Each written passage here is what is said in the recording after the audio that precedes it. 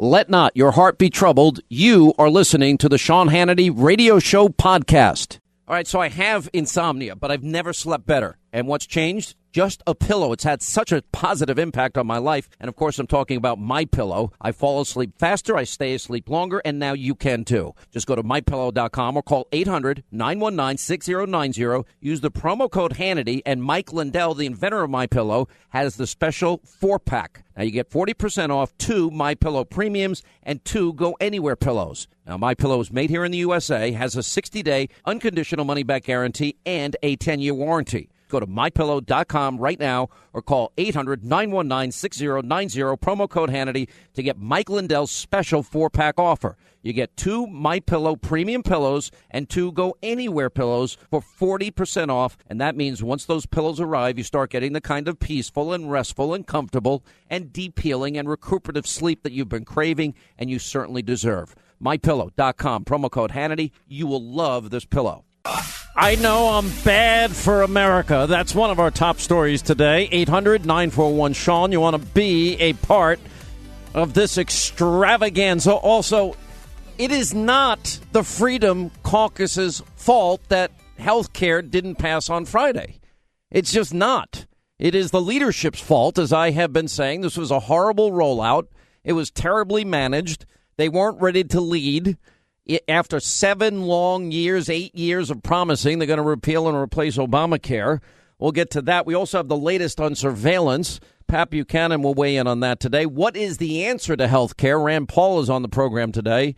And our top story has to be Ted Koppel. Let me just back off, and then we'll play the cuts here. You know, if you missed it over the weekend, I don't know how you missed it because it's been everywhere. Why are you laughing at me? What's so funny in there? I know you're going to say, told you so. I told you not to do the interview. I told myself not to do the stupid interview, but I did it anyway. You know, for some reason, I have a soft spot in my heart for Koppel because I loved watching America Held Hostage. I was obsessed with that program, and I think at the time he did a really good job. Now, do I know he's a liberal? Yeah. Do I know that he doesn't like what we do? Yeah. But, you know, he's Ted Koppel. So I said, all right, I'll do it. And I don't. How many interviews do I do? Very few now. Very few. And how many requests do we get? Too many. Way too many. I mean, you spend half your day saying no to people. I spent a lot of my day saying no to people today. That's true. All right. So why are you? Well, you go ahead, gloat, and then I'll get to the story. I keep telling you, don't do The View. Don't do Ted Koppel. You came in, you said, oh, you know who I'm going to go do an interview with? Ted Koppel. I said, you have that much time out of your day to give to this man. Why? He's not going to air the truth. And The View. And it was 2 weeks ago. It took him 2 weeks to edit it the right way. Whoopi Goldberg took shots at me today on The View. And I don't have anything nice to say about her, and you told me I'm not allowed to say mean things, so I'm not going to say anything. I've always liked her. All these people turning on me. Well, don't like her anymore because she's transformed into whatever it is she is now. But Jedediah Bila was very nice, so I got to give them credit. The people on Fox and Friends this morning, I watched them. They were really awesome to me. And, all right, so if you missed it, let me bring you up to speed. At the end of the day, we have this exchange. So Ted Koppel comes about 2 weeks ago into my studio at Fox against the wishes of Linda, who told me not to do it. My own instincts told me not to do it. Anyway, so I agreed to the interview. The interview lasts anywhere between 45 and 55 minutes. It was just under an hour. And we got into it. And I'm going to tell you right now, the exchange was a really, really good substantive give and take. It was not a bad exchange. And I think, frankly, worthwhile for them to release the entire hour. But I'll tell you why in a second, why they're not going to do it. And so I agreed to it. And he said, well, probably only 4 or 5 minutes may end up making it. No, 70 seconds. We finally added it up. 70 seconds made airtime of the interview of the nearly hour I gave Ted Koppel. 70 seconds. And it was edited in a way just to make him look good.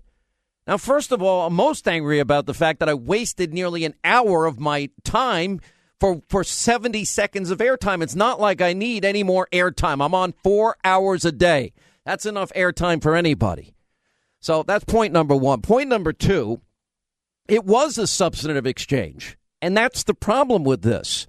You know, if I give him nearly an hour and he cuts it down to 70 seconds and the headline out of the interview is Ted Koppel lecture Sean Hannity how he's bad for America, then I just call that edited fake news, because that was not representative in any way of what this interview was.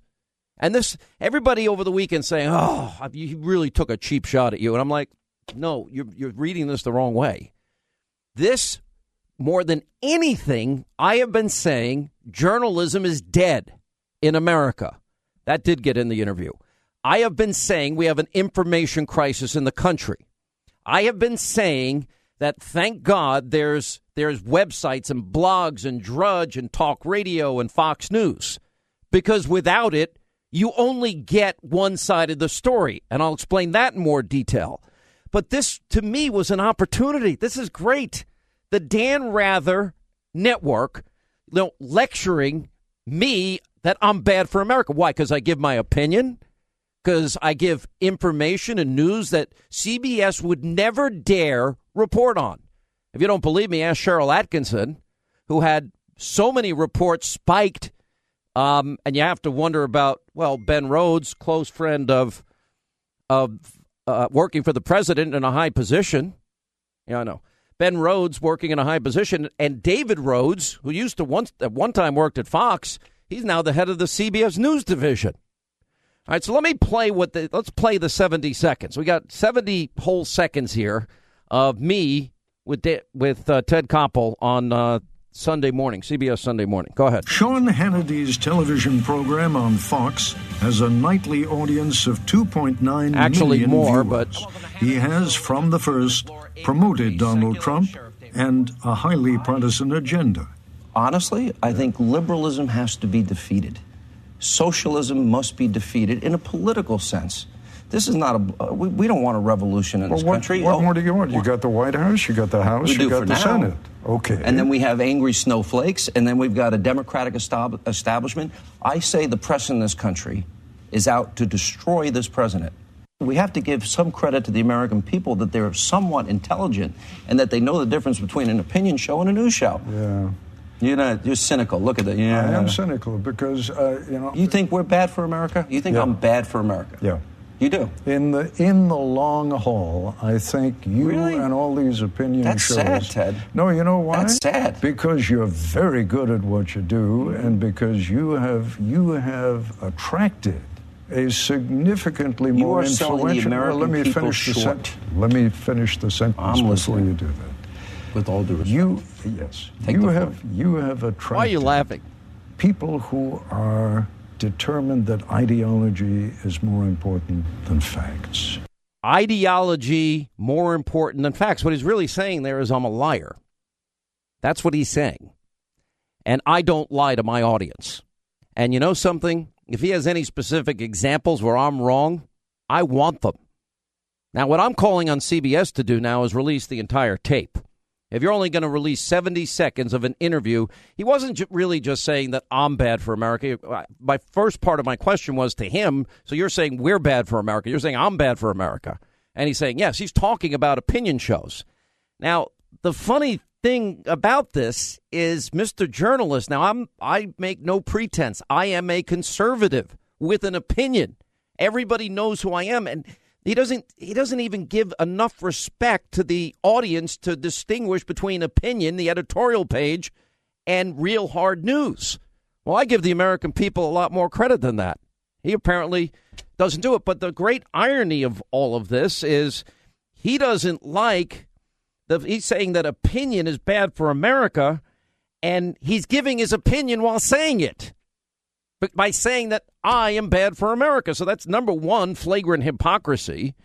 You know, the sad thing about this is I call this edited fake news. We've talked a lot about fake news recently. You know, the former home of Dan Rather, of all places, where Cheryl Atkinson had her story spiked. The only thing bad in the interview is the dishonesty, the bias, and his hypocrisy here. And I really was trying to be respectful, as you can tell in that clip. He wanted to finish his thing. Okay, why didn't he include my response?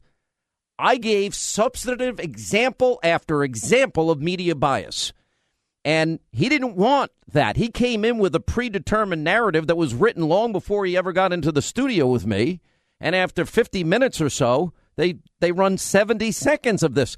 This type of edited fake news, this is a trick that 60 Minutes, the networks have been playing for years. That's not journalism. This is just a cheap shot, agenda-driven attack. And he's as guilty as I am by giving his opinion with that answer and running it and not giving my rebuttal. And I put more liberals on my shows than I think any other show on TV, for crying out loud. That is, really, it's just me and Tucker.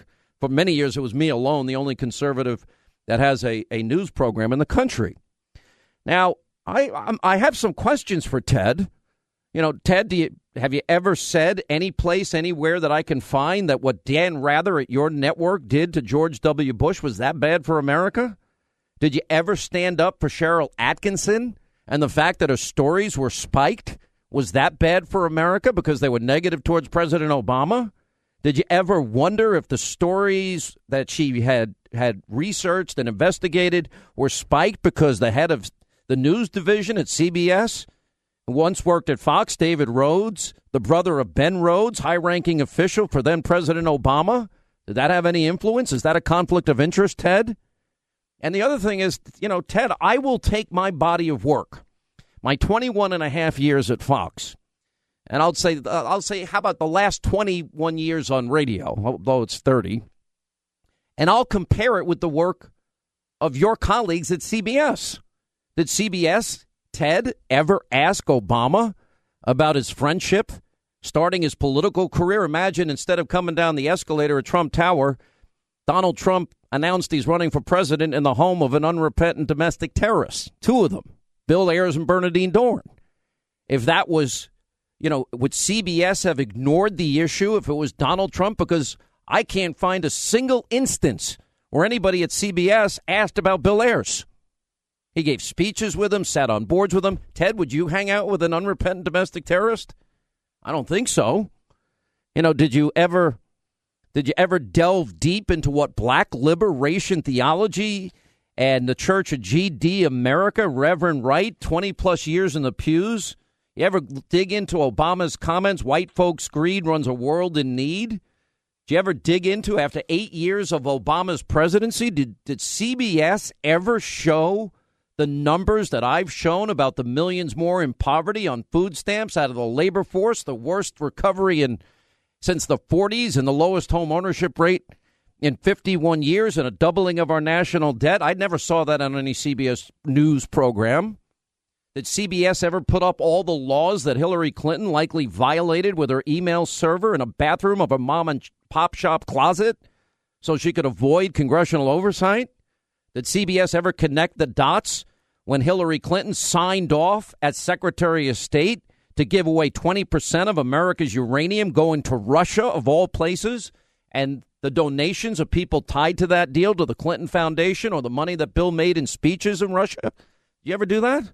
Did CBS ever expose that Hillary Clinton lied about Benghazi?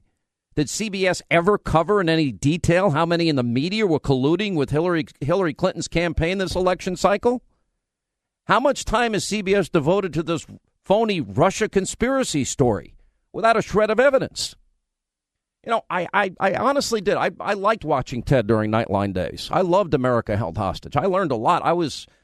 It broadened my desire, you know, to get into opinion journalism, because that's what I am. I'm an opinionated journalist and a talk show host. But the difference, Ted, respectfully, is I'm honest with my audience. You're not. You pretend to be fair and balanced. I don't. And if you really cared about truth in journalism, how do you work for a network that is so abusively biased with the history that it has? How can I be bad for America when I offer the American people news and information your network will never touch because you have an agenda? I'm proud of the work I do on radio and TV. We have a team that works hard every single day to bring people news and information. Now, if you're going to suggest I'm lying to people and I'm putting ideology ahead of facts, I want your examples. And I'll say one last thing, and then I got a break. Ted, release the whole tape. That was a cheap shot on your part. I gave you 50 plus minutes of my time. You aired 70 seconds to make yourself look good. release the tape, Ted. And when we come back, I'll tell you why he won't release the tape, why CBS won't release the tape. I'll give you the behind the scenes of why. All right, Linda's dying because I wouldn't tell her during the break why I don't think they're going to release the tape. Because, so we sit down to start the interview. I think we had to do the first question over. I don't know why. For some reason. That happens occasionally. I'm not complaining about. I'm not even complaining. I think this is an opportunity to expose what edited fake news is. But he asked me a question, the first question of the interview. I give a thoughtful, substantive answer. As soon as none of that is going to air. I'm like, well, why am I sitting here if you don't want my real answers? So that he would be showing the American people exactly what goes on. I mean, when I say edited fake news, you get me for 50 minutes, you air 70 seconds, you can turn it into anything you want, which is what he did here. And then so all throughout the rest of the interview, I said, hey, Ted, you really need to keep this part in about what I'm about to say here. Keep this in because this is really important. He didn't keep any of that in. And I was almost taunting him the entire time because of what he said after the first question. None of that is going to make air. I am very deliberate in the things I say. I'm Ted Koppel. This is Nightline. I'm like, really? Why? And I walked away and I'm like, why did I just waste an hour of my life? And you may say, oh, Hannity, you think you're too important to waste an hour of your life. If you only wanted 70 seconds, come in, I'll give you 70 seconds. What do you want to write down what you want me to say? Is that it? So in other words, you have a predetermined narrative? It's interesting, other sidebars here. I don't think he wants out him saying that I'm not going to air that. I don't think they want out me, taunting him to keep this in and keep that in and keep this in and keep that in. Because it became clear in the course of the interview. I guess I should have walked out, but I'm too respectful, too nice. Anyway, we'll have more on me being bad for America. Why did this repeal replace bill fail? And the latest on surveilling Trump. Straight ahead.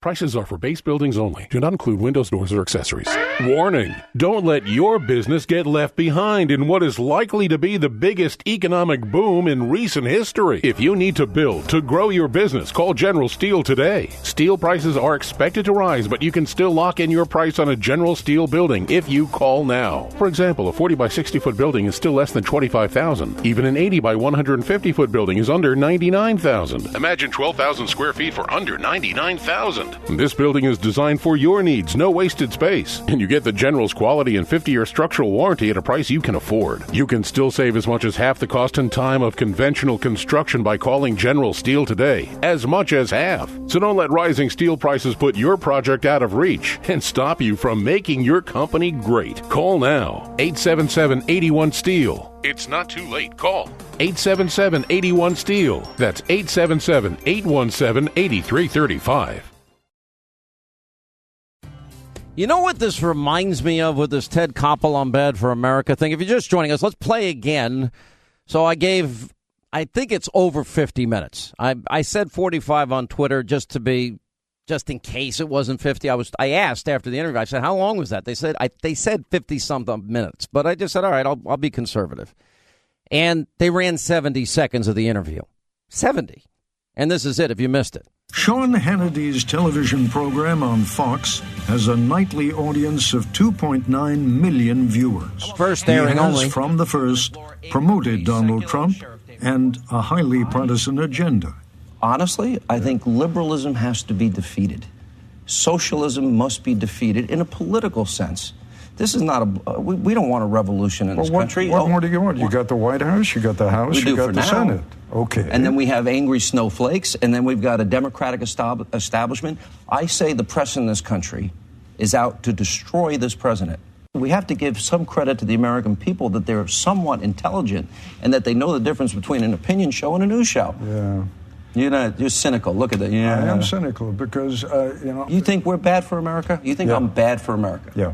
You do? In the long haul, I think you and all these opinion shows... That's sad, Ted. No, you know why? That's sad. Because you're very good at what you do, and because you have attracted a significantly more are selling the influential. American Let me people finish the short. sentence. Let me finish the sentence I'm before listening. you do that. With all due respect. Take the floor. You have attracted people who are determined that ideology is more important than facts. That's a nice way of saying a backhanded you're so good at what you do. And I mean, I don't know what to say. He's basically saying I'm a liar. Ideology over facts. That's who I've attracted. So if I'm attracting them, I just defy him to give me the examples. I spent quite a bit of time. I actually do a lot of research on this show. And, for example, back, I guess this was in 1999, leading up to the 2000 election, and he did a Nightline story, how noting that the vast majority of Americans don't find it important that George W. Bush may have used cocaine. And Koppel didn't allow this to dissuade him from then devoting a half hour to the unsubstantiated rumors. And he editorialized, why not accept his one-size-fits-all declaration that when I was young and irresponsible, I was young and irresponsible? Perhaps we might say, because he has never accepted youth and irresponsibility as a legitimate excuse for illegal behavior. Both as campaigner and governor of Texas, he said, if anything, toughen the rhetoric, blah, blah, blah, blah. Well, okay. Why didn't Koppel ever devote, and who was this that picked it up, I guess, Media Research? They say that Koppel never devoted a single Nightline episode to Juanita Broderick. To Juanita Broderick's allegations. From the night, this is in the 90s now, when it was breaking news about Bill Clinton. Why didn't he cover that? Isn't that an allegation, too? Koppel never devoted a Nightline when Bill Clinton admitted using marijuana. I did, but I didn't inhale. 1990, Koppel covered Marion Barry's arrest, but apparently he was citing many of his supporters in the community feeling the prosecution was racist. Wasn't that the case where he actually was on video? And in the video he said the bee set me up? Isn't that the same case? Wow. He's on videotape. I mean, I guess, when he joined, on April 9th, 1992, he joined ABC's investigation, employing anonymous California State Police to charge that while he was governor, Jerry Brown allowed drug use in his home. Why wouldn't he have done it in the other case? There's so many other examples here. In 1989, remember Al Michaels? Remember it was in San Francisco, the earthquake? Remember the bridge that was destroyed? It was horrible. Right as the baseball game was getting started, horrible earthquake, 1989. I remember it like it was yesterday. I remember Al Michaels did such an amazing job that day. I remember meeting him once. I met him at Rush Limbaugh's wedding, and I said, I brought that up to him because it was such an incredible job that he did that day. And Koppel asked after the earthquake, if this couldn't be blamed on tax-cutting conservatives. Any instances where the money was not spent because of rollback of Prop 13, where money would have made a difference? Conservatives? Really?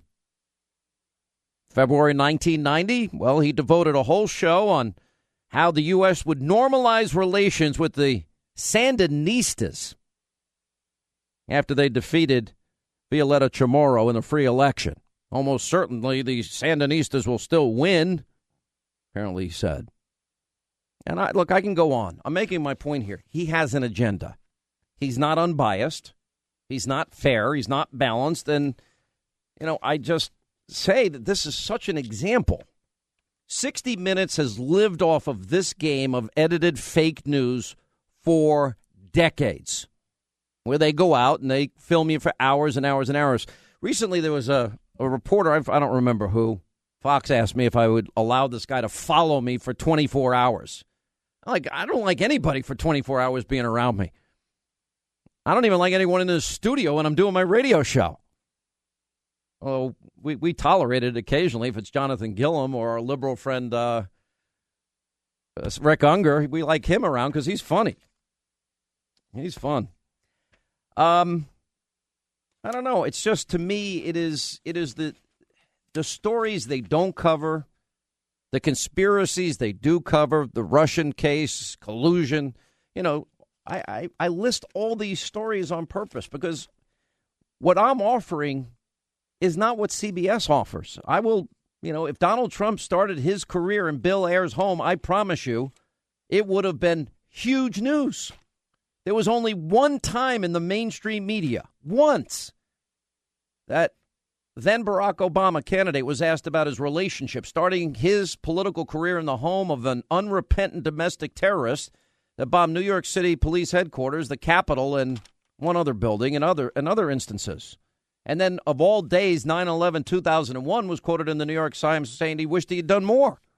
The only reason the one time it was asked is because the day before a debate, George Stephanopoulos, I fed him the question, and he had never even heard of it. Listen. There are two questions that I don't think anybody has asked Barack Obama, and I don't know if this is going to be on your list tomorrow. One is the only time he's ever been asked about his association with Bill Ayers, the unrepentant terrorist from the Weather Underground, who on 9/11 of all days in the New York Times was saying, I don't regret setting bombs. I don't think we did enough. When asked about it by the Politico, David Axelrod said they have a friendly relationship and that they had done a number of speeches together and that they sat on a board together. Is that a question you might ask? Well, I'm taking notes right now. September 11th, 2001, of all days, there was an article in the New York Times, and there are a number of quotes about Bill Ayers, and the Politico had in there the comments. All right, you get the point. So then he ended up asking the question. It was the only time. Well, we vetted the relationship. Nobody else in the media did that. We vetted what black liberation that so inspired Obama. We vetted the whole thing about what black liberation theology is. How do you sit in the pews of a guy that says GD America the Sunday after 9/11 and America's chickens have come home to roost? White America, U.S. of KKKA, America's chickens coming home to roost. No, not God bless America, God America, God America. CBS handled what black liberation theology is. Did you inform your news audience there? Now, this is an important question. All right, back to the Ayers issue. So I tell George Stephanopoulos the day before the debate, I feed him the question. He hadn't heard about the issue at all. Here's him asking Obama that night, the next night. On this issue, general theme of patriotism in your relationships, a gentleman named William Ayers. He was part of the Weather Underground in the 1970s. They bombed the Pentagon, the Capitol, and other buildings. He's never apologized for that. And in fact, on 9/11, he was quoted in the New York Times saying, I don't regret setting bombs. I feel we didn't do enough. An early organizing meeting for your state Senate campaign was held at his house, and your campaign has said you were friendly. Can you explain that relationship for the voters and explain to Democrats why it won't be a problem? This is a guy who lives in my neighborhood, who's a professor of English in Chicago, who I know and who I have not received some official endorsement from. He's not somebody who I exchange ideas from on a regular basis. And the notion that somehow, as a consequence of me knowing somebody who engaged in detestable acts 40 years ago when I was 8 years old, somehow reflects on me and my values doesn't make much sense, George. This kind of game in which anybody who I know, regardless of how flimsy the relationship is somehow their ideas could be attributed to me. I think the American people are smarter than that. They're not going to suggest somehow that is reflective of my views, because it obviously isn't. Yeah, really? Just some guy in the neighborhood. I just started my political career in his house, and I give speeches with him. I sit on boards with him. Now, here's a question for Ted Koppel. If that was Donald Trump, how many times do you think your friends in the media would have asked him that question? If it was Donald Trump saying white folks' greed runs a world in need, how many times do you think they'd ask about that? How many times do you think, if Donald Trump ends up with the horrific failure numbers of Obama, how many times do you think CBS will post that? If Donald Trump set up an email server in a bathroom closet to avoid congressional oversight and checks and balances and separation of powers, do you think the media would make a big deal about that and talk about the laws, the crimes committed? They'd impeach him if he did it. Or that if Donald Trump signed over 20% of America's uranium and then we find out that all the people involved in the deal gave millions and millions and millions to the Donald Trump Foundation, That's what Hillary did with the Clinton Foundation, and Donald Trump got $500,000 speaking in Moscow, twice his normal fee, like Bill got at the same time. What if Donald Trump lied about Benghazi with that flimsy, ridiculous excuse that turned out to be proven wrong, and they knew it was wrong on day one? What if Donald Trump didn't offer, after it was requested all the different times, the assistance to secure that compound? How about the media? Have you talked at length about how the news media in this country is so corrupt that they were caught colluding with the Hillary campaign this last election? You see, Ted, those are stories that I do. I know I'm bad for America, but when I offer people news and information your network won't give them, I'm the balance. I'm the fair part. You just, the only difference between me and you, my network and your network, is I'm honest about who I am and what I say. And that's why, when this happened this weekend and everybody's saying, wow, I'm like, this is a great opportunity to educate people, not only on fake news, but on the manipulation of news, because they can manipulate news by the stories they select or the stories they don't select to cover. That could be agenda driven from the get-go. And then they can take, in my case, 50 plus minutes of tape and cut it down to 70 seconds and make the host look great, like you did to me this weekend. And by the way, I don't care one bit about it, not one single bit. No, I don't. I really don't know. But it's such a great opportunity to expose to people that what they think they're watching is often not real. It's manipulated. You can't have a substantive discussion. Now, I will stand by this, that the exchange we had was very good. It was a substantive give and take. It wasn't all me. It wasn't, all him. It was good. As a matter of fact, he asked me at one point, Hannity, give me examples where he's compared to Hitler. I said, I can't think of them off the top of my head. You know what I did the next day? I sent him a list of examples. Thank you very much. So, Ted, if you have the courage, release the tape. CBS News, David Rhodes, maybe you can check with Ben and see if he'll let you release the tape. And the reason you're not going to release the tape, because America will figure out this fake news, this edited fake news game that you guys in the media have been playing for way too many years and getting away with. You know what the difference here is? By the way, I have more than 2.9 million listeners. If you add the ratings lately, coupled with the rerun, it's about 5 million. And then we're not even talking about hits on YouTube or my websites. So it's a lot more. And we have about 14.5 million radio listeners. 15? I don't even know what it is now. It's 17. 17? All right, whatever Linda says. Is that what the latest talker said? Mm-hmm. So, I released the tape. Let people see how you really operate. This is a learning moment for so many people. Sean Hannity.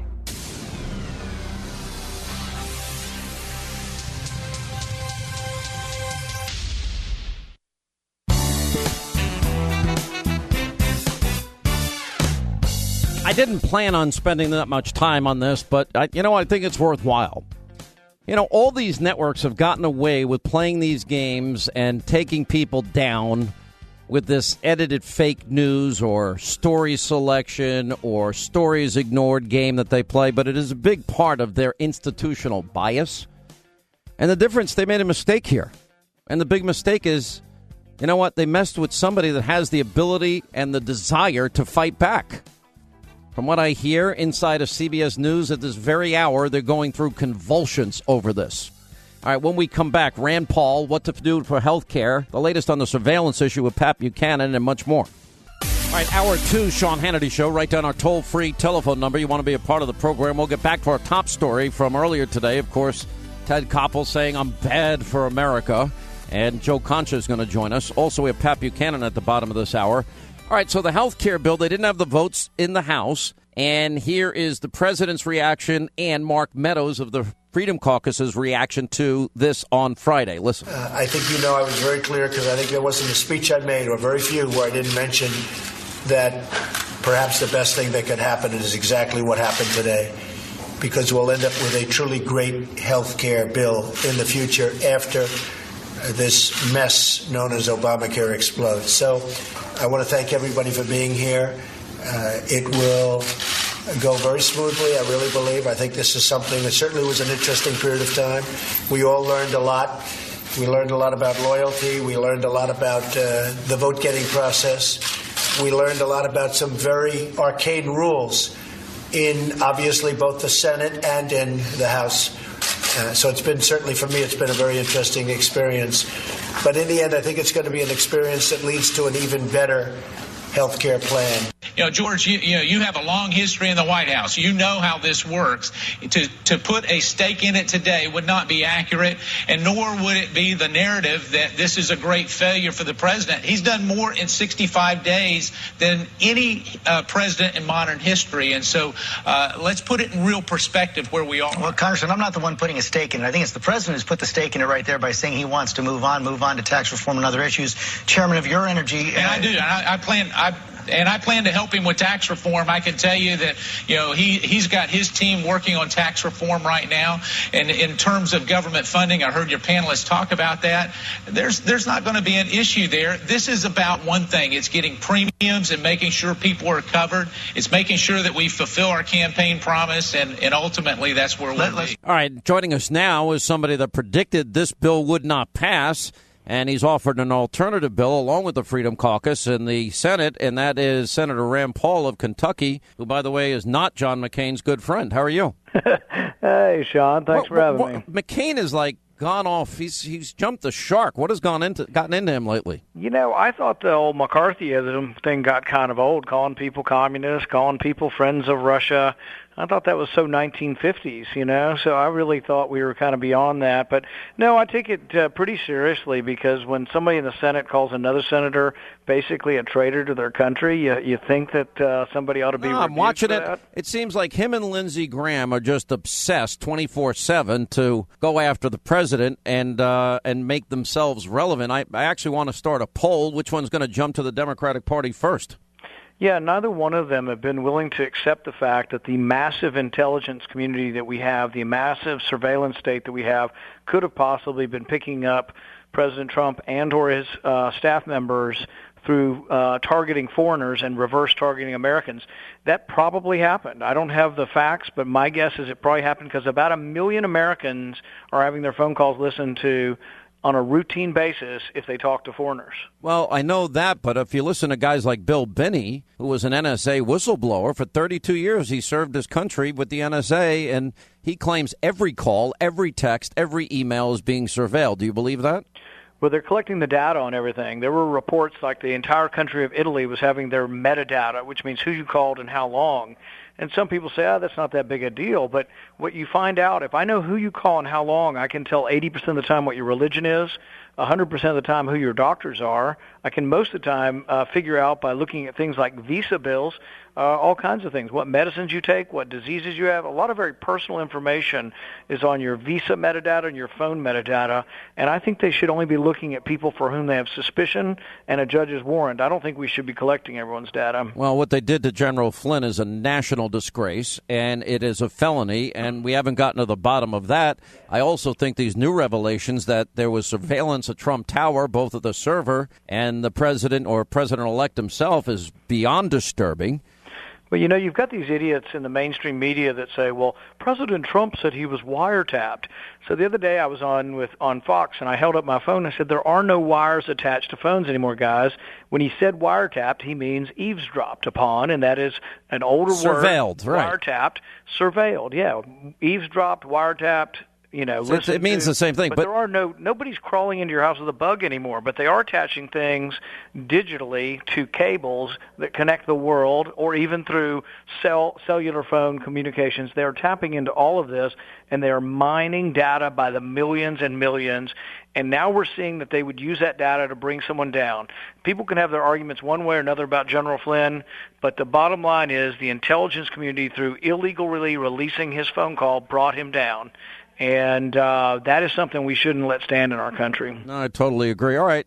you predicted this health care bill wouldn't work. It didn't work. And I know there are efforts to revive it and fix it. And I would suggest that the reason this failed is that nobody saw the bill before they rolled it out. I think that was a mistake by the leadership. And even before it came out, you were getting rumblings because you were on this show talking about, well, I hear this is in it, and I hear this is in it, and I hear this is in it. And lo and behold, things that you feared were in the bill. So there was no coalition building and consensus building before the bill was actually released. And then there was a lot of bullying going on by leadership. And I'm like, this is not the way to manage. You've had 8 years to get your act together on this. I think if I had 30 minutes with the president and with the House and Senate leadership, I think I could fix it in 30 minutes. And here's what I would do.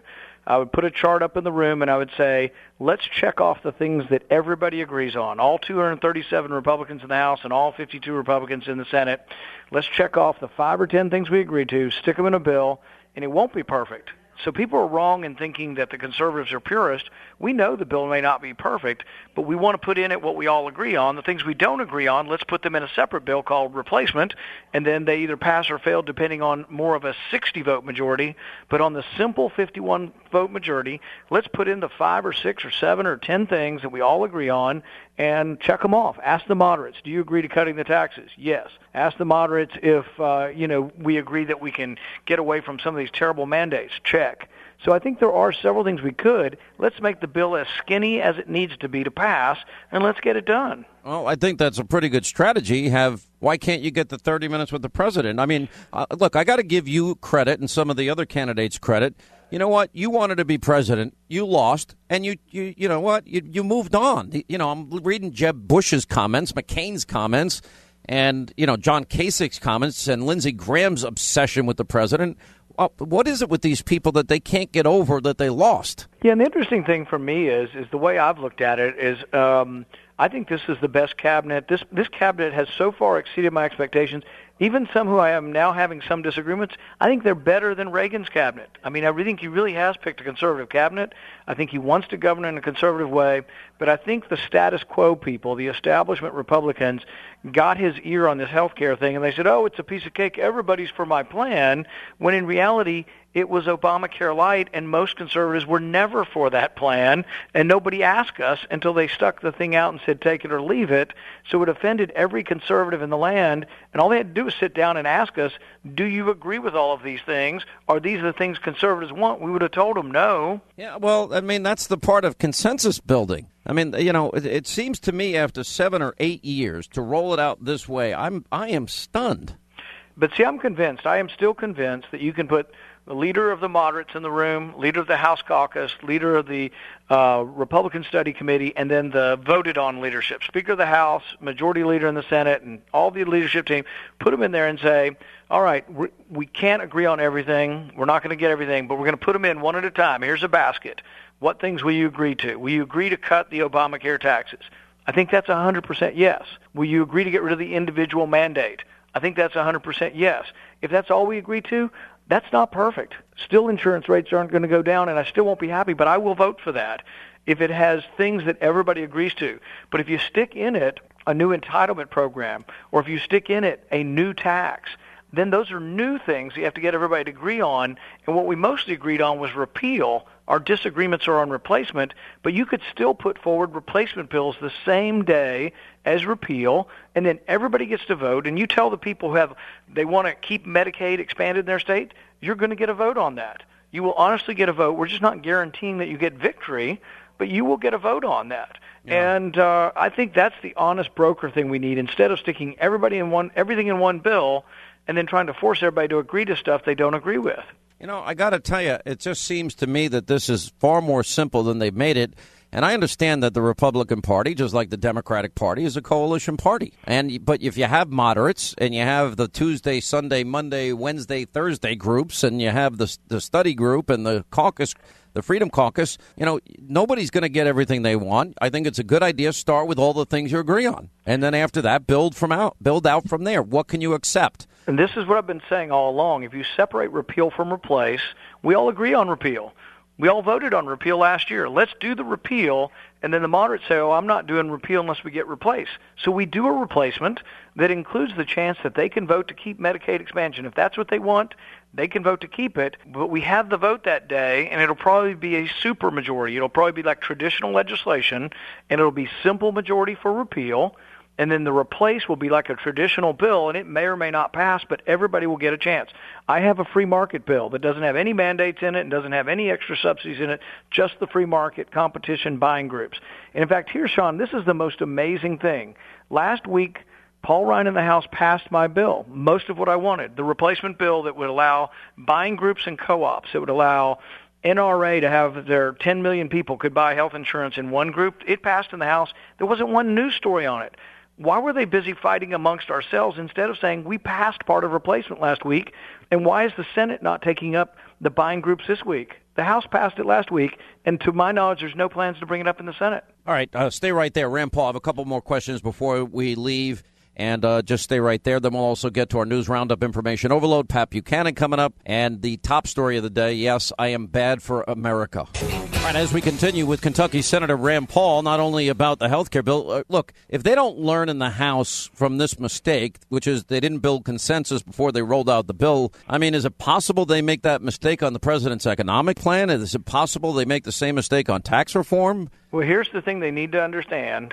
All Republicans are in agreement on lowering tax rates, but not all Republicans want to vote for a budget that never balances. So in order to get to tax reform, they're going to have to pass another budget. And as you'll recall, when they went to Obamacare, I was the only one that voted against the budget because it never balanced. So I'm telling them now, I've told them from the beginning of time, I'm not voting for a budget that never balances.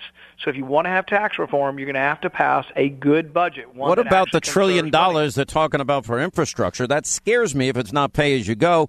Although I did like the answer that I got from, I think it was Elaine Chao when she was on the program, and she's talking about public-private partnerships, that the $1 trillion is not going to be all federal funds by any means. Well, here's the problem is, and I'm for building some infrastructure. I just think we should do it by letting some of the American profit come home. There's $2 trillion of American profit overseas. That's the repatriation. Yeah, Go ahead. It's taxed at 35%. You lower its tax to 5%. You get a couple $100 billion in tax revenue, $1 trillion in money comes home, and you could finance a lot of infrastructure with that. But with regard to the budget, people need to realize, and I know your listeners know this, if you do not look at entitlement reform and you just eliminate all the other spending, the budget still never balances. And so right now we're looking at, the McCain wing of the party wants to increase $60 billion in military spending. So does the president. To do that, to balance things, you never get to balance. But even to keep things where they are, which is adding several $100 billion in debt every year, even to keep that, what you find is that you'd have to cut programs dramatically. And here's my prediction. The military increase will stay, all the cuts will fall away, and the debt will go up. And I just can't vote for that. all the talk of significant cutting for these departments is not going to happen? Well, I'm not saying the president's not sincere. I'm saying Congress is not sincere. Republicans and Democrats are unified in one thing in Washington, that's to continue to spend money. I promise you that the loud voices for more military spending will get it, and then those of us who say you should cut to offset that will lose because they will make a deal with the Democrats. The deal is always that the military hawks make a deal with the Democrats get welfare, and the military buildup gets their money as well. So the only way they get it is they trade with the liberals to get more spending programs, and the debt will get worse. Well, what's the point of having the majority if you're going to make deals with the Democrats and you don't need to? Don't get me started on that, Sean. But isn't it time, by the way, to just do away with cloture and do away and use, like, for example, the Democrats are delaying a Gorsuch vote. I mean, do you think we'll get to cloture in the Senate or no? I think what everybody's been saying is that Neil Gorsuch is going to be the next Supreme Court justice, and we're sort of leaving it at that at this point. We'll see how it happens, but I'm predicting that he will become a justice. But I think we should take that same attitude with Obamacare. And, Ted Cruz convinced me of this more and more, that the person in the chair gets to decide what can be included in the budget. Yeah. So those rules about the regulations saying we can't include them, we should ask the vice president, and this is part of the leadership that I want to come from the White House. The White House should tell both Senate and House leadership, we are going to repeal the regulations. Mike Pence is coming down to the Capitol. It's in the Constitution. He can sit in the chair, and the chair makes the decision over what is included in the budget. I like that idea a lot. All right, Rand Paul, good ideas. Thank you. Thanks, Sean. There's a different way to do things for sure. 800-941-SEAN, toll-free telephone number. When we come back, Patrick J. Buchanan joins us, and our top story, how I am bad for America. Straight ahead. As you know, our practice is not to confirm the existence of ongoing investigations. especially those investigations that involve classified matters. But in unusual circumstances, where it is in the public interest, it may be appropriate to do so, as Justice Department policies recognize. This is one of those circumstances. I have been authorized by the Department of Justice to confirm that the FBI, as part of our counterintelligence mission, is investigating the Russian government's efforts to interfere in the 2016 presidential election. And that includes investigating the nature of any links between individuals associated with the Trump campaign and the Russian government, and whether there was any coordination between the campaign and Russia's efforts. As with any counterintelligence investigation, this will also include an assessment of whether any crimes were committed. Because it is an open, ongoing investigation and is classified, I cannot say more about what we are doing and whose conduct we are examining. At the request of congressional leaders, we have taken the extraordinary step, in coordination with the Department of Justice, of briefing this Congress's leaders, including the leaders of this committee, in a classified setting in detail about the investigation. But I can't go into those details here. I know that is extremely frustrating to some folks, but it is the way it has to be. Director Comey, I want to begin by attempting to put to rest several claims made by the President about his predecessor, namely that President Obama wiretapped his phones. So that we can be precise, I want to refer you to exactly what the President said and ask you whether there is any truth to it. First, the President claimed, quote, "Terrible. Just found out that Obama had my wires tapped in Trump Tower just before the victory. Nothing found. This is McCarthyism," unquote. Director Comey, was the President's statement that Obama had his wires tapped in Trump Tower a true statement? With respect to the President's tweets about alleged wiretapping directed at him by the prior administration, I have no information that supports those tweets, and we have looked carefully inside the FBI.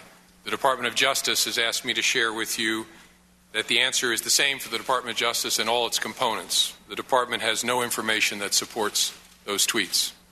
All right, there you have James Comey. That goes back to last week, and what we have been talking about repeatedly on this program is, he'll say the investigation into Trump and Russia's going on, but he doesn't comment on ongoing investigations. Okay. Are you going to investigate the leakers? Well, I can't comment on that. What a double standard. Anyway, our friend Patrick J. Buchanan is with us. He has a great column out about this. Will Russiagate end up backfiring on the left? You know, Pat, more and more, especially because of the reporting of Sarah Carter and John Solomon, I mean, these are two veteran investigative reporters. They're not part of our right-wing conspiracy, you know. And also Devin Nunes' revelation, it proves, I think, Trump was, there's no doubt at this point in my mind at all that he was surveilled, and surveilled pretty intensely. Well, that's my belief and my suspicion and belief because of what Chairman Nunes has said. We have been told, John, that in the course of legitimate intelligence surveillance, Trump people's names and Trump people's conversations were picked up. It looks as though they were transcribed, and then they were spread through all the intel agencies, unmasking the individuals. And subsequent to that, all these leaks come out from intelligence sources about what the Trump people were saying and doing. And it looks like a series of crimes have been committed in there. First, the unmasking. Secondly, the leak, for example, the leak that brought down General Flynn. That's a de facto felony. And the key question is the FBI investigating these leaks, some of which may be coming out of the FBI? Because here you've got real crimes, whereas as yet, after 8 months, we've got Clapper, DNI Clapper, and the head of Morrell, the head of the CIA, saying we haven't found any connections. Well, it's Clapper, and also, well, you know, I can play it, but the same thing was said about Comey, and the same thing was there's no evidence at all. They haven't got a link, and the three suspects, so to speak, are Roger Stone, Paul Manafort, and Cardinal Page. They've all said, look, we'll testify publicly about any connections with the Russians. In addition to that, Sean, I can't figure out what the crime would be. I mean, President Trump, as candidate Trump, said, hey, Vlad, put out those 30,000 emails if you got them. I mean, maybe that's collusion. Was that a crime? Of course not.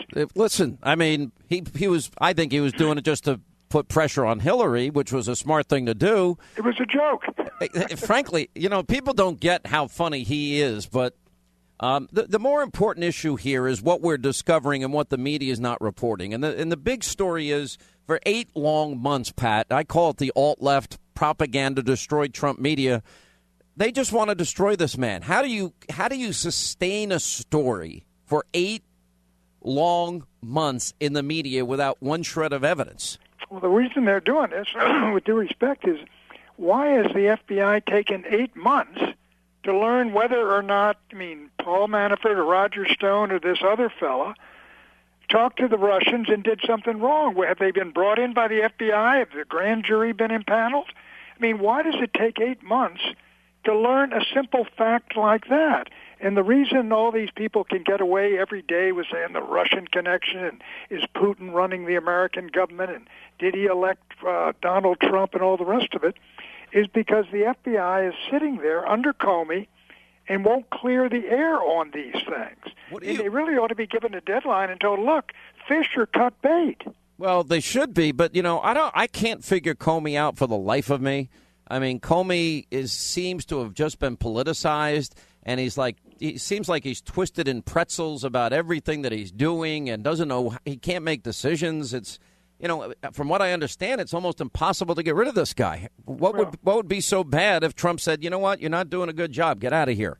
Well, I think, and I don't know whether the Attorney General can do it, but I think you call him in and say, look, you're going to have to, let me know what you've got, and you got to bring this to some conclusion because you've not only put a cloud over the election of the President of the United States, leaks are coming out left and right from what look like illicit activities on the part of investigators to damage the Trump administration and to sabotage it.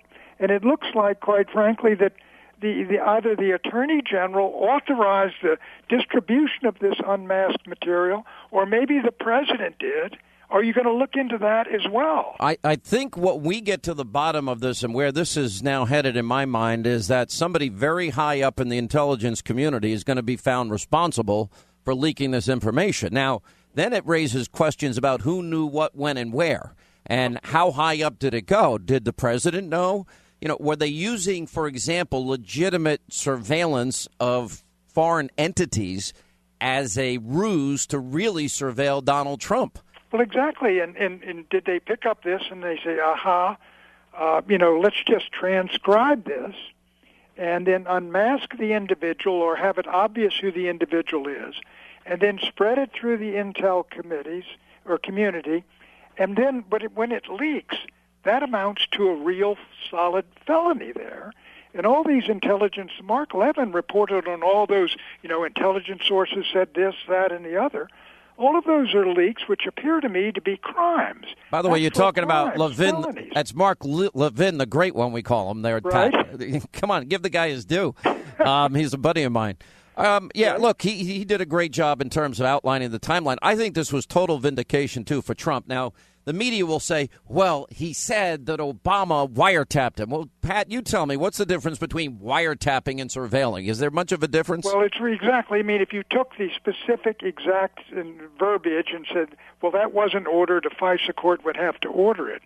But we have not heard from Attorney General Loretta Lynch or the President of the United States, and the simple question would be, are you aware of any surveillance that was done about the Trump people, their connections with the Russians, and did you authorize it? Did anybody bring to you that information? Because, look, if I were Comey, and I've got this, I see all this Trump stuff in Trump Tower, and there are guys, say Flynn, talking to the Russian ambassador.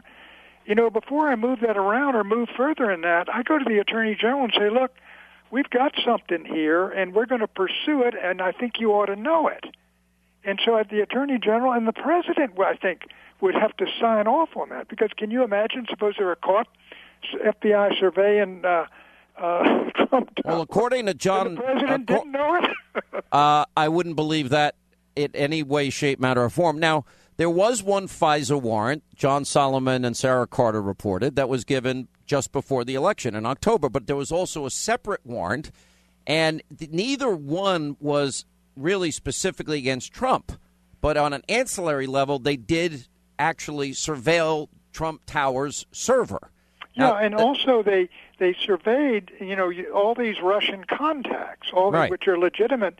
And if these individuals mentioned something about Trump and his people, or they talked to Trump people, this automatically is picked up, and the conversation and the names of the Americans are supposed to be masked. Yeah, well, what about John Podesta's contact? If they unmask them, that's a serious problem. We already know a bigger crime. And what about John Podesta's connections to the Russians during the campaign? Number one. Number two, look at this whole Uranium One fiasco.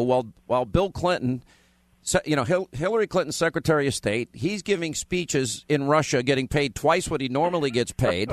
They get for the Clinton Foundation hundreds, literally millions and millions of dollars sent to the Clinton Foundation. Hillary herself has to sign off on the Uranium One deal, where Russia literally controls 20% of American uranium. Well, exactly. All of these things were revealed. But the question is, who will investigate the investigators?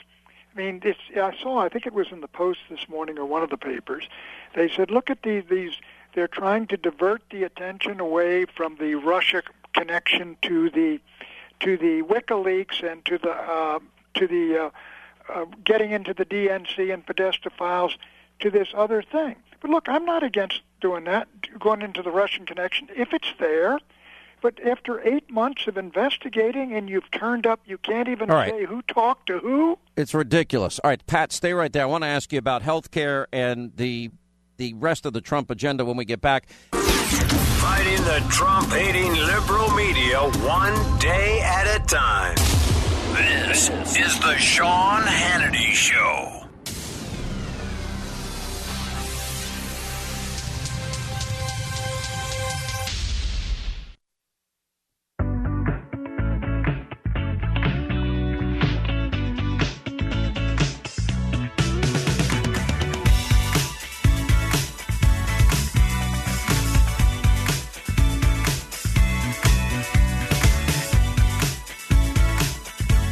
As we continue, Patrick J. Buchanan is our guest. All right, so they didn't have the votes for health care. A lot of people slamming the Freedom Caucus. Here's my take, Pat. I don't like the way they rolled out this bill. They kept it secret. Everyone kept complaining. They heard this was in it, that was in it. They're fighting on TV before it ever gets released, but nobody in Congress saw it. And then there's all this intramural fighting after it's released. Wouldn't it have been better to build the coalition of all the disparate groups within Congress and the Republican Party and agree to a bill before you actually bring the bill out and then have people publicly fighting on TV and then ultimately not having the votes for it to pass? Undeniably, you should have had all the ducks in a row or you don't roll this thing out. And I'm inclined to agree with you on this, that the Freedom, as I'm writing tomorrow in the lead, I said, did the Freedom Caucus pull the Republican Party back off the ledge before it jumped to its death, with that bill? Now, if the bill had passed there, everybody would be on the line. It would go to a Senate where it faces even greater opposition. And then if it went down to the White House and the president signed it, they're saying 14 million people would be dropped off the health care rolls. And, in addition to that, all manner of things would take place, and only 17% of the people wanted the bill. So in a way, they really didn't get it all together. There's no way to defend a failure like that. But I'm not sure full blame can go on the Freedom Caucus. I mean, they were doing what they believe was right. Although this now is the situation. Look, the Donald Trump, one of the great things he had going for him, and I talked to people who did disagree with him, dislike what he had said, didn't like him personally, but what they said about him, he said, the guy gets things done. Whether it's at, skating rink in Central Park or the buildings go up, he gets things done. And that's what's needed, and that brought him through an awful lot. And what is perceived now, I'm afraid, is that this was a, debacle. This was a debacle. But I don't think it was Trump's debacle. I think it was, listen, for 8 years these people, meaning Congress, have been saying they're going to repeal and replace Obamacare. In 8 years, you can't build a consensus bill? Exactly. Where is the legislation? I mean, if they couldn't, where was the legislation? You ought to be able to roll that right on through, get all your people in order. I mean, and so there's no defending that When you get something right to the end and you're ready to go, then you have to pull it back like that. It's like climbing down off the high dive. All right, Pat Buchanan, appreciate it as always.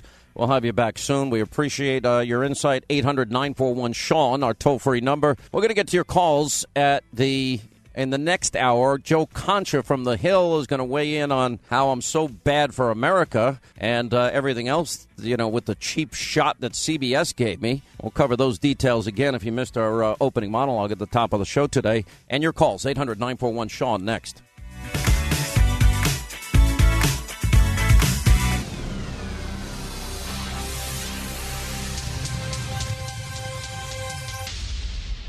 All right, news roundup, information overload. We'll get to your calls this hour, 800-941-SEAN, toll-free telephone number. Back to our top story today, and that is how abusively biased the news media is. And look, if you didn't follow it this weekend, it was pretty much everywhere. Linda's like saying, no, I told you so, I told you so, I told you not to do that interview. Well, I've known this is not personal with Koppel. I don't dislike him. I actually used to love Nightline during the Iranian hostage crisis time. I watched all the time, and Ted Koppel talks with great authority, and he does it very slow, and he seems like he's fair and balanced. Anyway, so why do I waste 50 minutes of my time, probably over 50 minutes? Why do I waste all of that time? And they just added it up at Fox for like a minute of the interview that's aired. And then, of course, it has to end with Ted, you're bad for America. And I'm like, all right, so that was the headline. Ted Koppel tells Hannity he's bad for America. Well, it would be nice if the other 49 minutes of my commentary got in the piece, so it would have been fair and balanced. So what I'm calling this is edited fake news. And you have all of these news organizations, 60 Minutes is notorious for it. They'll tape you for 20 hours, and then they will take whatever they want, build the story, the narrative that's been predetermined, and it doesn't matter what else you say. They are going to do what they want. You give anybody 20 hours of tape, and you can make them look stupid. So there is edited fake news. I'm adding to the lexicon here. And anyway, here's from this weekend, CBS Sunday Morning. Sean Hannity's television program on Fox has a nightly audience of 2.9 million viewers. I'll give a take. He has, from the first, promoted Donald Trump and a highly partisan agenda. Honestly, I think liberalism has to be defeated. Socialism must be defeated in a political sense. This is not we don't want a revolution in this country. What more do you want? You got the White House, you got the House, you got the Senate. Okay. And then we have angry snowflakes, and then we've got a Democratic establishment. I say the press in this country is out to destroy this president. We have to give some credit to the American people that they're somewhat intelligent and that they know the difference between an opinion show and a news show. Yeah. You're cynical. Look at that. Yeah. I am cynical because, You think we're bad for America? You think I'm bad for America? Yeah. You do? In the long haul, I think you and all these opinion shows... That's sad, Ted. No, you know why? That's sad. Because you're very good at what you do, and because you have attracted a significantly more influential... Let me finish the sentence before you do that. With all due respect. Yes. You have attracted people who are determined that ideology is more important than facts. That's it. He edited it. No answer, no response. Unbelievable. Joe Concha is with The Hill. He's the media reporter there. He's probably the only one that's not part of the coffee clatch of, like, you have all these media people. They all tweet each other all day long. And I don't think Joe's a member of the club because they're all, single-minded in their obsession about Russian conspiracies. What's up, sir? How are you? You're talking about the CNN, New York Times, Politico circle of trust. Yeah, the circle of trust, exactly. Yeah. As a matter of fact, all the people that you just mentioned were caught colluding with Hillary Clinton in the last election. But, give me your take on this. Did you bring that up, by the way, the whole collusion with Hillary Clinton and WikiLeaks? Was that mentioned during this piece? Well, I said earlier in the program today, look, I'm honest about who I am. I am a talk show host. And part of being a talk show host, well, sometimes I do straight news. Sometimes I do contentious debate. Sometimes I just give monologues and opinion. Sometimes I put liberals on the show and we go at it. I mean, it's multifaceted. I don't think anybody in America has any question that I'm a conservative. I've been now 30 years on talk radio and 21 and a half years on Fox. I don't think it's a surprise, but you tell me if I'm wrong. You've never said that you are a journalist. You've never claimed to be, and sometimes I see editorials saying, Sean Hannity thinks he's a journalist. No, you've always said, I am not, and you've been very clear about that. Let's go back to Koppel first. All right, you have your job because of Ted Koppel, and I'll tell you why. Because ABC's Nightline, when they did that Iran hostage update every night, that's what inspired cable news to take off. That's what inspired Ted Turner to do CNN, then eventually Fox News and MSNBC come along. So I'm not going to attack Ted Koppel in terms of his resume as a journalist. Listen, I'll take it a step further. I think that was his best work. I was riveted to the coverage. It's not personal what I'm saying today about Ted. I just think if you're going to interview me for about 50 minutes and only air a minute, then and cut it off the way he did, that is what I'm calling it, and that is edited fake news. It's just not. Sean, it's not representative of what happened in that interview. Yeah, and that helps me segue to my next point, which is in the old days, you would do an interview like this where it's taped and they edit it down to X amount of time because they say they have time constraints, which they do, and that's fine. I get that.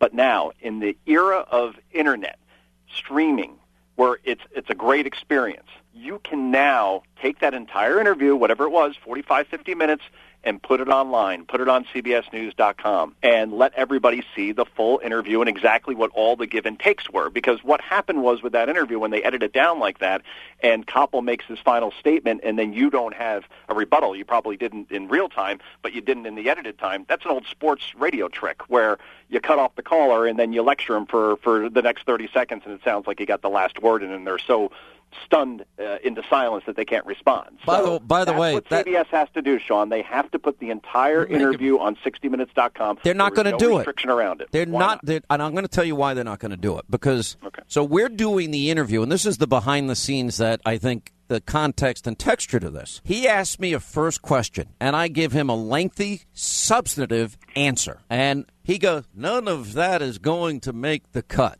Right after the first question. And I'm like, well, why am I here, Ted? What's the point? And then all throughout the rest of the interview, you know what I kept saying? Ted, what I'm saying here is really important. You shouldn't cut this out. Ted, whatever you do, don't cut. You're going to cut this part out, right, Ted? Because it makes my point, right, Ted? And I was taunting him the entire interview. And they're not going to air that interview because they don't want that scene. They don't want in other words, it's like making the sausage. So what this would expose if they release that full interview unedited, and I mean unedited, when he asked a question, and then he went back and asked the first question again, and I'm like, well, why am I here? So they're not going to reveal that he said to me that's not going to make it. They're not going to reveal that I kept taunting him by saying, oh, you're not going to put this in either because it makes a good point. You're not going to put this in either. I was, defending my positions with substance. And that just gives the people that talk about fake news and talk about slick editing and talk about trust in media, this will give them one more, and I'm one of them, one more notch, one more something to throw out as ammunition when you don't release the full transcript and you don't put the entire interview online. It sounds like it would be compelling, by the way, so it probably would get. Well, let me say this. It was honestly a really good give and take. I thought it was a substantive give and take, and frankly worthwhile to see in its entirety. And so it's not like he didn't get his points across. He did. And I don't care that he thinks that I'm bad for America. I don't give a flying rip what he thinks. And it's a shame. But because, how can be? And by the way, he wasn't really just saying it about me. If you notice the part of my question, I said, so you're saying we're bad for America. You're saying I'm bad for America. He was really saying all opinion shows. Now, the media, the headline was Koppel, tells Hannity to face, but he's really saying about, and that was it. I actually defended, I said the average person knows that Rachel Maddow is a liberal. They're not stupid. And I give the American people a lot more credit than he does. Rachel Maddow, though, does say, and she said in a recent interview, that she is just there to explain the news, that she isn't there to offer her opinion. Are you serious? Okay, that's just a lie. That's just you could go look at lacking self-awareness there, or something. So let me get back to Koppel's whole argument around how opinion journalism is destroying the news. It's an analog argument in a digital world, and here's what I mean. On my iPhone, I could find out what happens with XYZ throughout my day, even if I'm walking somewhere, I'm on a train. I know the who, what, when, where, why, right? Maybe I don't know the why, but I know the who, what, and when. I have the basic facts. what cable news does at night, not just Fox, it happens on CNN, happens on MSNBC, it doesn't matter. That's the opinion side of the presentation for those channels, because people are coming there for perspective. They want to get different viewpoints. They want debate. They already know what happened. So he's making this argument that, well, opinion journalism is killing journalism. Well, guess what, Ted? It's been around since 1690. The first editorial ever was in a paper called Public Occurrences, and it was about mistreatment of French soldiers by the British. And the British government immediately shut it down because they said, you need a license, you can't just print this stuff without our permission. So opinion journalism has always been a part of every newspaper. Well, it's called advocacy journalism, and you're right. And you have, even in the early days of this country, you had different editorial pages based on different newspapers. Here's the great irony in all of this. When he says I'm bad for America, and opinion shows are bad for America, he's giving an opinion, Joe. He's doing the exact thing that he says is bad. Yeah, well, and at that point, he's not supposed to be doing that, because was that supposed to be Ted Koppel being Ted Koppel and just asking questions, you giving answers? Or, in other words, I'm trying to understand his role now at CBS, because that isn't the type of interview he would give when he was on ABC and Nightline. So you're exactly right. You destroy your own argument when you ask a question, then give an opinion about how bad opinion journalism is, by giving your opinion. I know that sounds like a riddle, but it's true. So. Well, the other irony in all this is he's doing this on CBS, and I'll get to that when we get back. 800-941-SEAN, our toll-free telephone number. Joe Concha is with us from The Hill. He is their media writer, and then we'll get to your calls at the bottom of the hour. All right, as we continue, top story, Ted Koppel saying I'm bad for America. We continue with Joe Concha from The Hill. He's their media reporter and writer, and he actually gives opinions too, but that probably means he's bad for America. Now, let me make sure I got this right. So he gives an opinion while saying opinion shows are bad for America, which is a little hypocritical. And I wonder, has he ever commented that you noticed on Dan Rather and what Dan Rather did to George W. Bush? Is that bad for America? When CBS spiked Cheryl Atkinson's stories was against Obama, is that bad for America?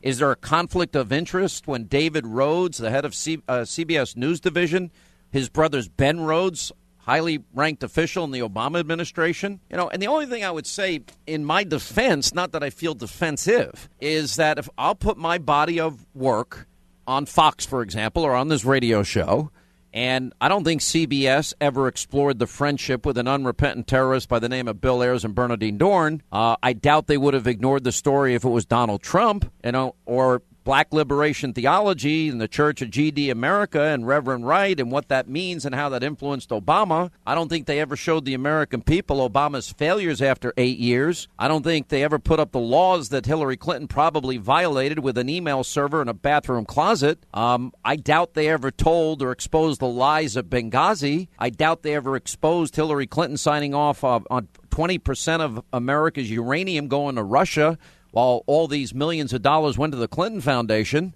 but how much time did they devote to this phony Russia conspiracy story? I doubt they talked about the media collusion with Hillary in the last campaign. Do you get my point? I mean, there's so much they don't cover that I do cover.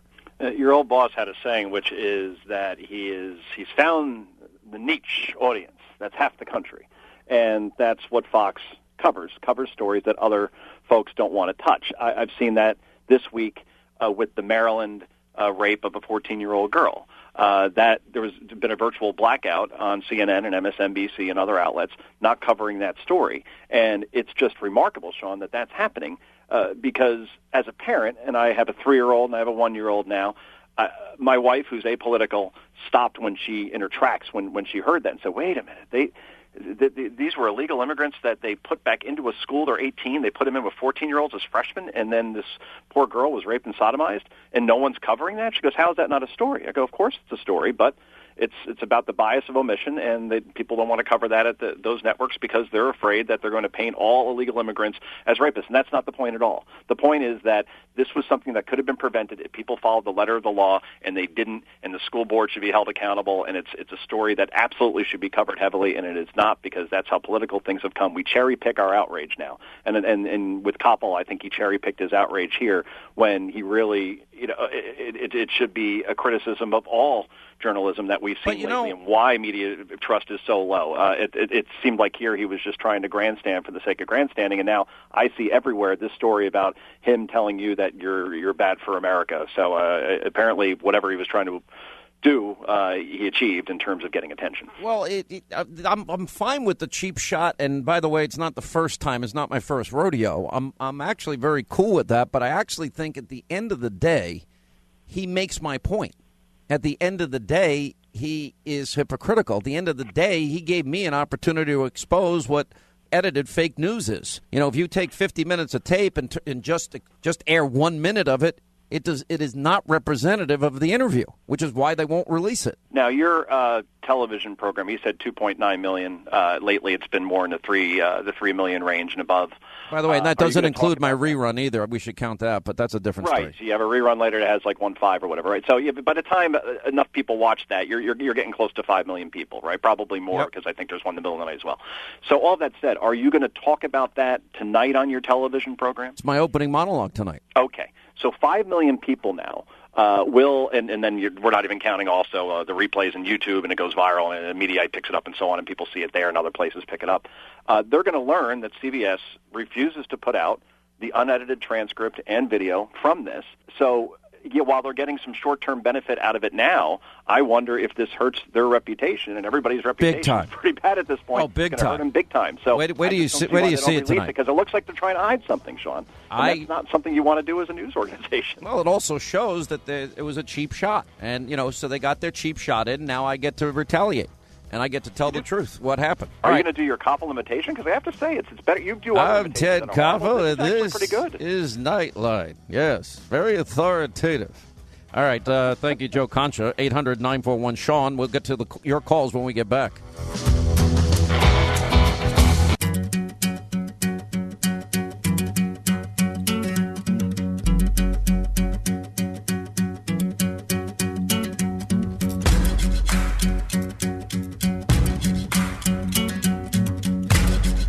Holding them accountable. Sean gets the answers no one else does. America deserves to know the truth about Congress.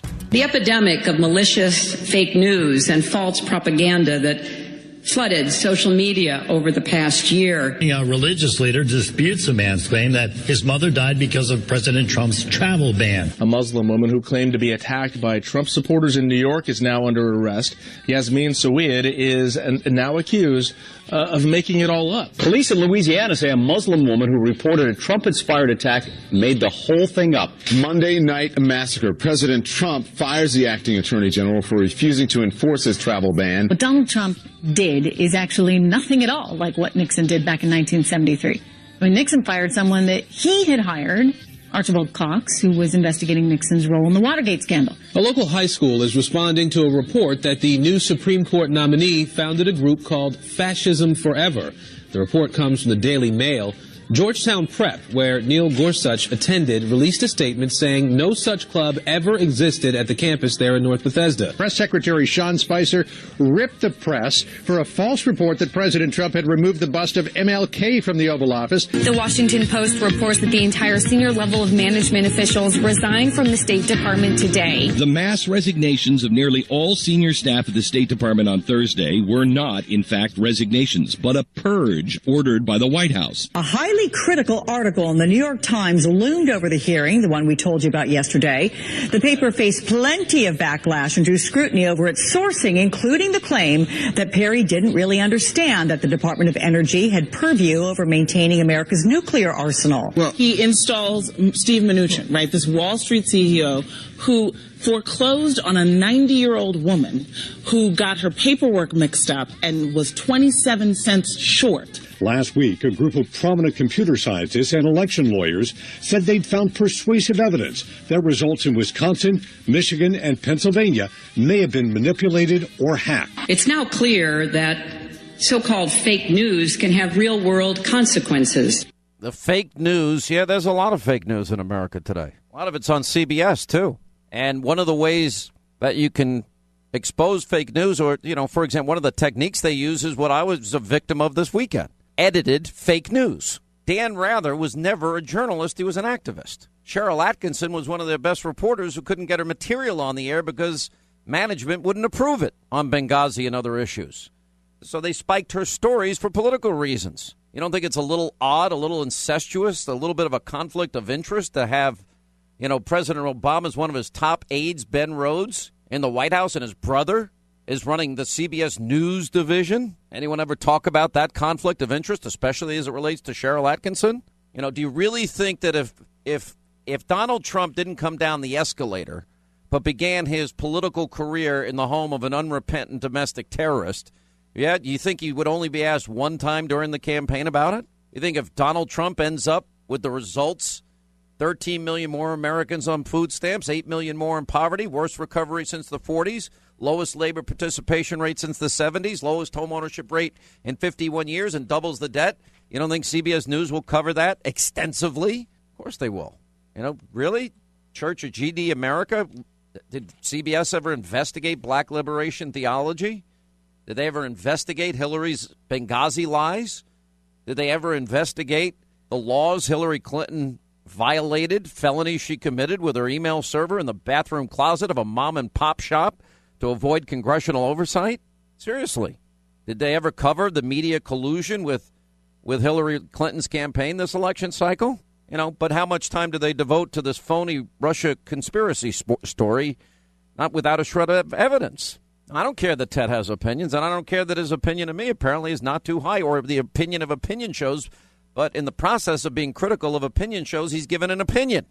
It's ridiculous. It's the whole thing is, you know, so people this weekend were writing me and they're saying, that was a cheap shot. That was a cheap. And I'm like, this is an opportunity. You guys are seeing this all wrong. This is an opportunity to point out how the news media, one of the tricks that they have used for decades, and that is, you know, going into an edit room with 50 minutes of tape, slicing and dicing it down to one to try and put the worst possible spin on the person that they're interviewing. And that's what he did to make himself look good.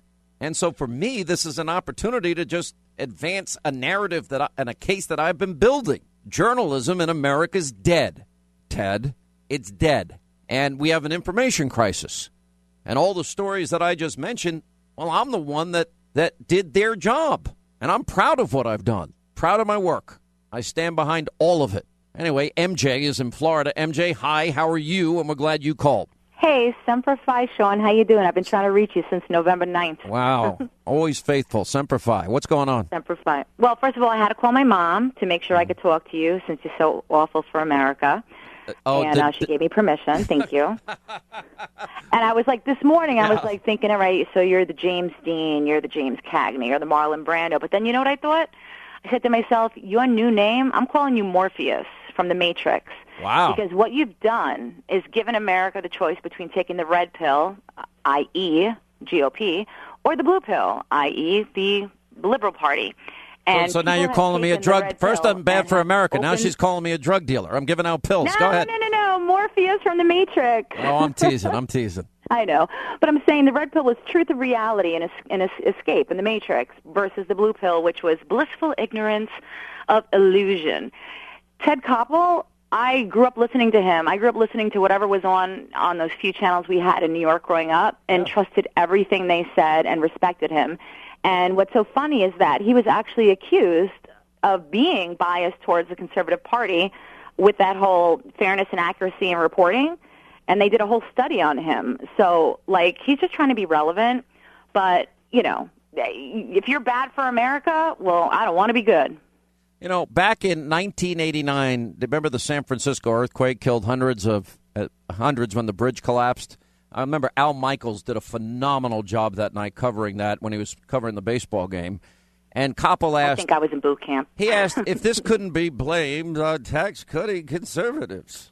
And, you know... thank goodness Al Gore wasn't talking. He would have blamed that on, freaking climate change. Yeah. Well, he once devoted a show in 1990. By the way, you're like my favorite. You get the caller of the... Do we have any more of those Trump pens? And we're going to send you a Trump pen. Stay on the line, MJ. Woohoo! All I'm saying is I'm not saying Trump is exactly Neo, but what's been going on right now is he's Neo. And the Matrix and the journalists are all the agents, and they're the Smiths, and they're trying to keep us plugged in with that big old thing stuck in the back of our neck and trying to keep us quiet and asleep. And they have just poked the bear once too many, and I applaud you for everything you have done, and I just cannot thank you enough, because even my kids who are younger, they walk around with your talking points, which are fact-based. Every one of them, by the way, I write them, and I do my own research. And the funny thing is that they don't ever challenge me on my substance. They just, he's a liar. Okay, tell me where I lied. I'll correct it. I'll say I'm sorry. I'm not above making mistakes. And you have always represented yourself as who you are. You have never been a poser or saying you were like some sort of like. I am a conservative. You've always come out and said, released like, hey, I know this guy or I'm with that guy, blah, blah, blah.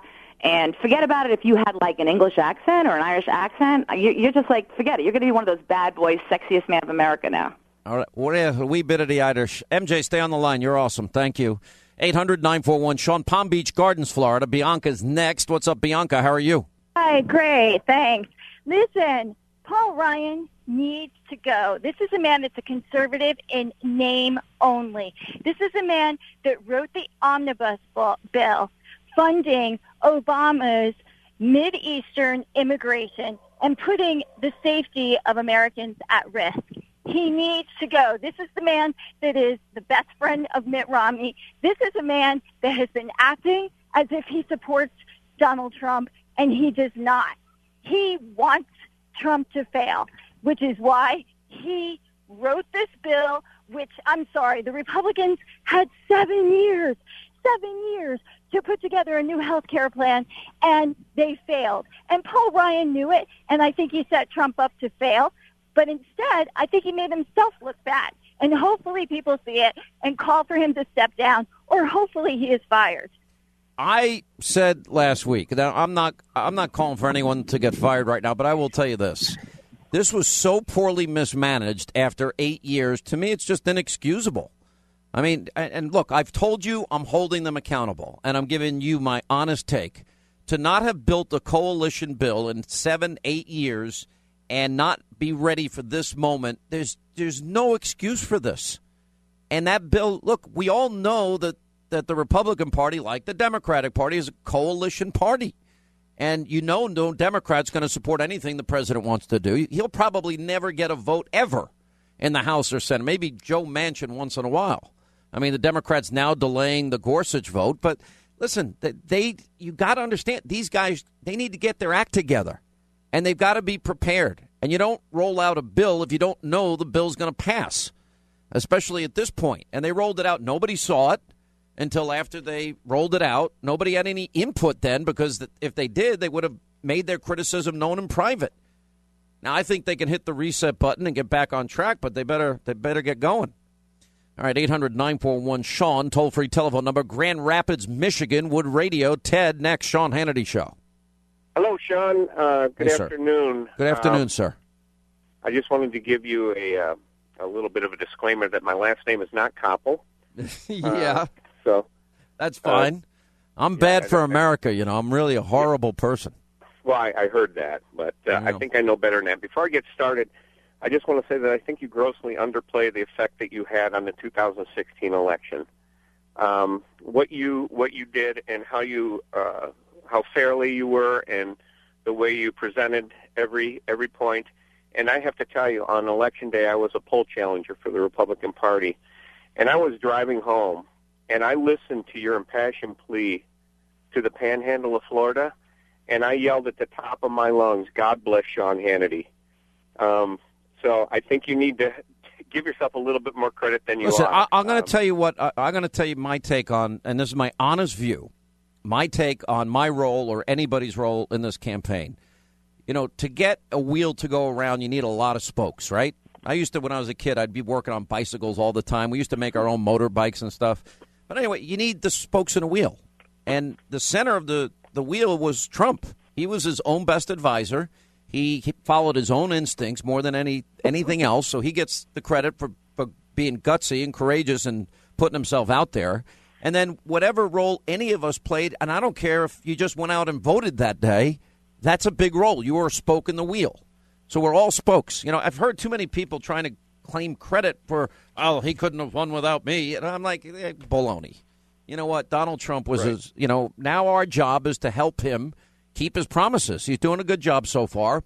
I'm not really upset at all about what happened on Friday. I just think it's a minor setback, and I think they'll get their act together and pull it together. And if they don't, we'll be screaming bloody murder for them to get their act together. All right? I think the biggest part of this is that the Republican Party needs to learn what loyalty is. The Democrats, as much as I despise what they stand for and what they do and how they project themselves, they are painfully loyal to one another. Yeah, that's true. By the way, and I don't think it's a bad thing that you have checks and balances within the Republican Party. It's not this monolithic group of people's groupthink. I mean, there is greater diversity than they've ever gotten credit for. So I don't think that's necessarily a bad thing, right? Right, exactly. All right. Exactly. All right, Ted, thank you, my friend. God bless you. Ted, not Ted Koppel. Okay, got it. I'm Ted Koppel. This is Nightline. All right, let's go to Don Lake Ronkonkoma. What's up, Big Don? How are you? Hey, Captain Hannity, permission to come aboard. Come aboard. Yes, I am bad for America, Don. Welcome aboard, sir. I'll tell you, that CBS 10-minute segment with Ted Koppel was this weekend. That was really eye-and-ear opening. You know, they said that you attract people. The final, you attract people who are determined that ideology is more important than facts. And the segment was cut, and no explanation for that comment. I'm telling you, the fake news. I know. Listen, so well. What did I talk about this whole election? What was this election about for me? It was about the forgotten men and women, the millions in poverty on food stamps that can't buy a house, that have been suffering under the bad policies of statism, liberalism, socialism of Obama. Yeah. And I said all of this. If they ever release the interview, you'll get to see it. I mean, well, not only, like I said, not only did he insult